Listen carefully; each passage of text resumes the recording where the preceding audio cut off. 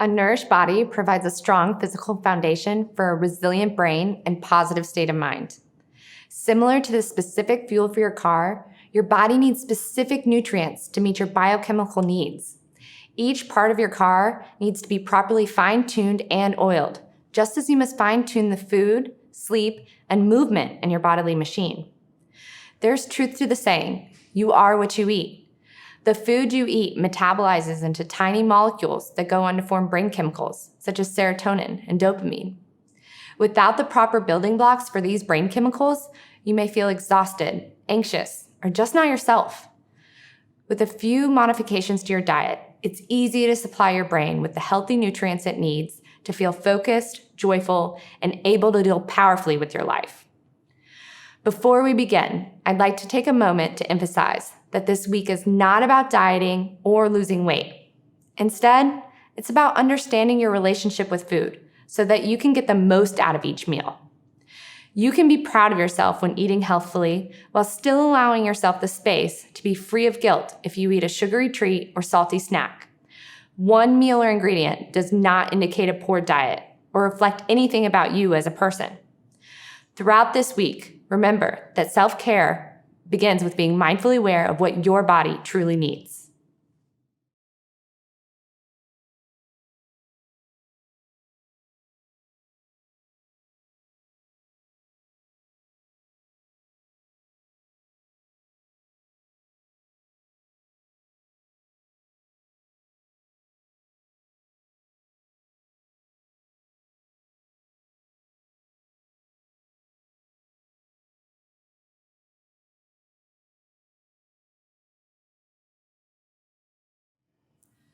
With the increased prevalence of Western diseases such as obesity, type 2 diabetes, and heart disease, there has been a parallel rise in depression, anxiety, and other mental health disorders. How are these seemingly different medical conditions related, if at all? If we look at what's in the Western diet, it makes sense why it can be detrimental to our mental health. The SAD diet, or Standard American Diet, is extremely palatable, high-caloric food packed with ingredients that we cannot pronounce, added sugars often disguised by names we've never heard of, and excessive amounts of fat. Our society is inundated with foods that are engineered to activate areas in our brain responsible for cravings and addictive behaviors. To make it worse, this type of food is deficient in colorful, gut-nourishing fruits and vegetables, high-quality proteins, and healthy fats. Chronic stress is ubiquitous in the modern world, and when paired with the Western diet, the inflammatory consequences are detrimental to the intestinal lining. The combination of stress, sugar, additives, and unhealthy fat elicits irritation and damage to the intestines, bacterial imbalances, increased toxin levels, and immune dysfunction. All this is to say that when we're eating poorly, our digestive system is taking a hit, ultimately contributing to negative feelings in the brain and the body.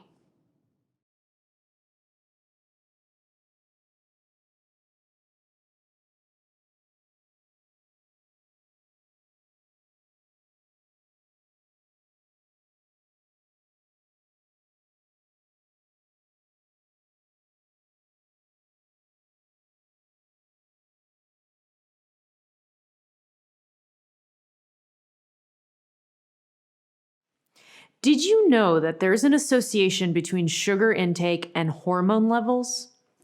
You see, when you eat sugar, which can come in many forms, that sugar is converted to glucose. Your body then takes the glucose and raises a hormone level in your body called insulin. High insulin plays a role in the conversion of tryptophan to serotonin, which are neurotransmitters that can affect mood. For example, when insulin levels are high, there is less conversion of tryptophan to serotonin, and low serotonin levels can lead to depressive symptoms. This is what brings us to this week's tip. Today, I will show you how to identify hidden sources of sugars which may be raising your insulin levels and affecting your mood. Sugar can come in many forms as a name: glucose, fructose, sucrose, high fructose corn syrup, maltodextrin, the list goes on. As you can see, there are many different names for sugar. It's important to familiarize yourself with the various names, especially when you're reading nutritional labels. So what do you think? Are there hidden sugars in other food items you eat regularly that you may not have realized? Take a look at some of the labels of foods you may eat on a regular basis and let us know.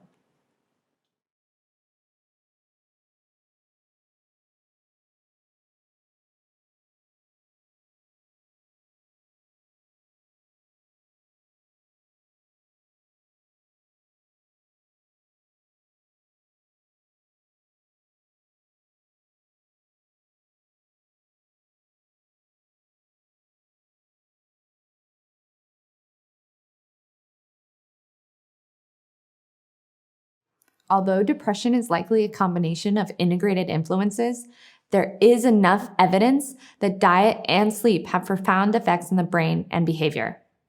It's not a surprise that the Western diet is associated with increased rates of depression. But the good news is that depression can be reversed with a healthier way of eating. Researchers found that a fiber-rich Mediterranean diet can indeed be an effective treatment and preventative measure for depression. When participants ate meals with fresh produce, minimally processed whole grains, legumes, and fish, pronounced changes in mood occurred without pharmaceutical intervention. A Mediterranean-like diet contains a variety of dietary fiber, leafy greens, and omega-3 fatty acids. Fiber-rich foods are called prebiotic foods. They feed the probiotics, or gut bacteria, which maintain a healthy digestive ecosystem. These gut bugs are crucial to our emotional well-being. They must be fed and nourished because many of them produce the brain chemicals and vitamins needed for mood and emotional regulation. To function well, the brain needs nutrients, such as magnesium and folate, both of which are abundant in leafy greens. Some nutrients found in fatty fish like salmon provide fuel that the body cannot make on its own. These essential omega-3 fats, which must come from food or supplements, are critical for brain health and fluidity of brain cells. For these reasons, eating nutritiously is a form of self-care and is completely attainable when approached with the right mindset.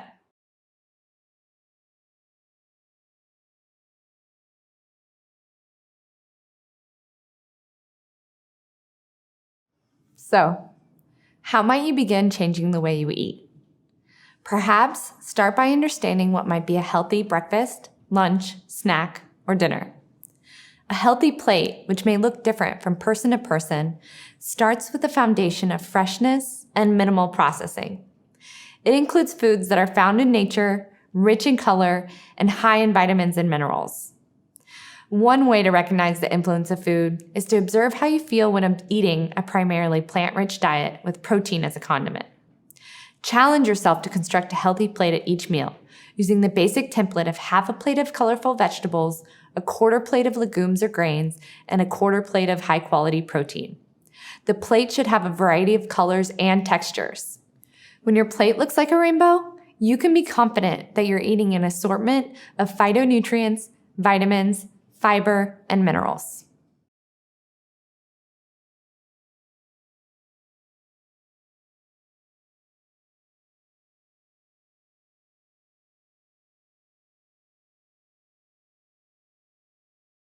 It's okay from time to time to have a celebration meal or have a treat. Don't measure your success on the basis of any one day or meal or ingredient. Instead, see your next meal as an opportunity to do your best. If you bring attention to your overall eating patterns and make small conscious tweaks, you're already creating a sustainable eating practice. Treat this week's practices as an experiment in getting to know your body and how it responds to food. Does your mood feel lighter? Has your digestion been better than usual? How do you feel if you skip breakfast or have a late dinner? Do you eat because you're hungry or for another need, like boredom, tiredness, or sadness? Try to notice how meals are affecting you by tuning into your body before and after eating. Regardless of what happens, health begins with self-love, so be gentle with yourself in this process. Sometimes you may be unsure of what your body needs to feel good, which is where the familiar practice of noticing and naming in the mood and activity diary comes in handy. Ask yourself, what foods make you feel good? Can you reflect back on times you were feeling exhausted and what foods you were eating?